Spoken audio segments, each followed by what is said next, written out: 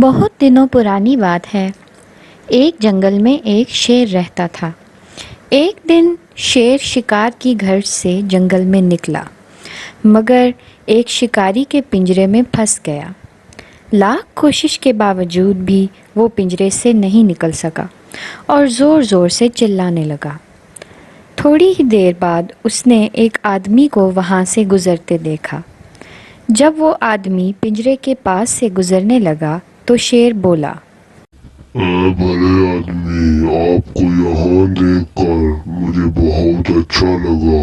مجھے بہت خوشی ہے کہ آپ ادھر آئے، مگر مجھے معاف کر دو۔ میں صحیح طرح سے آپ کو خوش آمدید نہیں کر سکتا، کیونکہ ایک برے شکاری نے مجھے قید کر دیا ہے۔ آپ مجھے شکاری جیسے نہیں لگتے، بلکہ آپ تو اچھے انسان لگ رہے ہیں۔ ہر انسان ایک جیسا نہیں ہوتا۔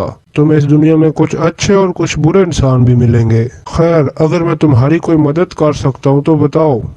میرے دوست، اگر تم مجھے اس پنجرے سے آزاد کر دو تو میں زندگی بھر تمہارا احسان مند رہوں گا۔ مجھے ڈر ہے اگر میں تمہیں آزاد کر دوں تو تم مجھے کھا جاؤ گے۔ ارے نہیں، بھلا میں تمہیں کیسے کھا سکتا ہوں؟ تم تو میری جان بچانے والے ہو۔ میں تو زندگی بھر تمہارا احسان مند رہوں گا۔ آدمی شیر کی باتوں میں آ گیا اور اس نے پنجرے کا دروازہ کھول کر شیر کو آزاد کر دیا۔ دروازہ کھلتے ہی شیر جلدی سے باہر آیا اور آدمی کے سامنے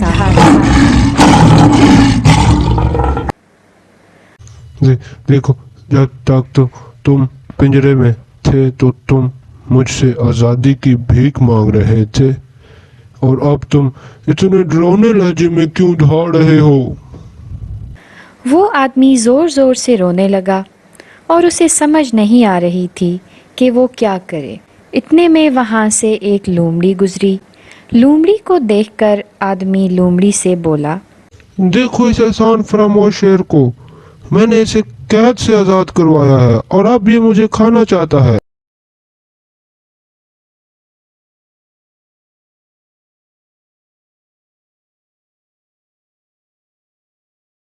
دیکھو، میں تمہاری بات سمجھ نہیں پا رہی۔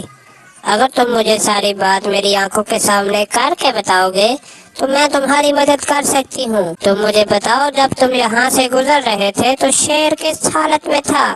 شیر پنجرے میں تھا۔ شیر جی، کیا آپ پنجرے میں جا سکتے ہیں؟ شیر پنجرے میں تھا تو یہ دروازہ کس حالت میں تھا؟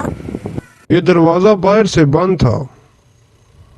ایسے بولتے ہی آدمی نے دروازہ باہر سے لگا دیا اور لومڑی کو ساری بات بتائی۔ جیسے ہی آدمی دوبارہ دروازہ کھولنے لگا تو لومڑی زور سے بولی، رکو، میں تو یہ سب ناٹک کر رہی تھی، شیر کو واپس پنجرے میں قید کرنے کے لیے۔ اب تم واپس اپنے گھر جاؤ، اس احسان فراموش شیر کو ادھر ہی مرنے دو۔